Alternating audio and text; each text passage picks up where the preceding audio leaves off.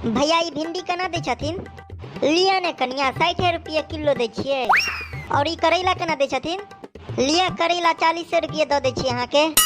और ई टमाटर केना दे छथिन? ये जेलै किया से जल्दी लिया ना। किया किया जल्दी लू?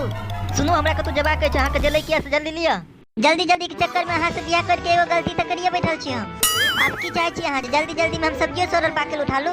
हे भगवान, हम से कहाँ कर रहल छी। नहीं नहीं अहाँ के ज्यादा जल्दी है त अपन फटफटिया ल के जाओ, हम पैदले आबि जाब।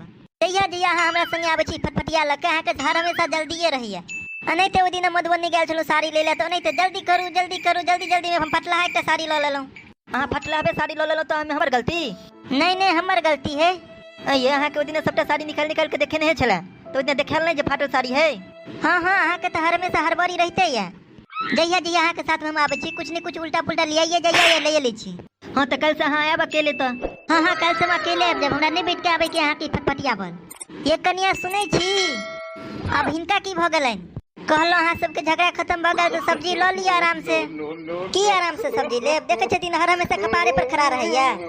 की करबे कनिया, कतौ जाय के हेतै ते द्वारा अहाँ के जल्दी कहैत हैत ले ले। यो भाई से एक दिन के बात रहे तब ना जे हम बुझतिए जहाँ ल ले छै जते। जई दुकान पर जात ओई दुकान पर ओकरा 2 घंटा खरीदारी के लेल चाही। एक गो सामान के 4 बेर पूछैत रहत जे ई केना दै छियै, एतबे में दे है ओते में दे है। की कहू अब एकरा सबके हम एकरा संगे जे हम खरीदारी के लेल कतौ जाय छी, हम तंग भ जाय छी एकरा खरीदारी देख के। की करबे, हमरो कनिया एनाहिते करे है। हमरो कनिया ओइ दिन ल गेल छला सिंगार पेटार वाला दुकान पर, खाली लेलक के एकटा क्लिप एकटा टिकली पत्ता, ओइ ले ओकरा 2 घंटा लगलैया। अब की कहू अहाँ के हमहू तंग छी अपन कनिया से। है चलू ये चलो ई दुकान पर से। ये कनिया अहाँ किया खिसिया गेलो? अहाँ तो सब्जी ल के जाओ, आप हमरा नहीं लेके आई छिनका दुकान पर सब्जी। अच्छा ठीक है, ले लेब तो चलू जल्दी बैठू।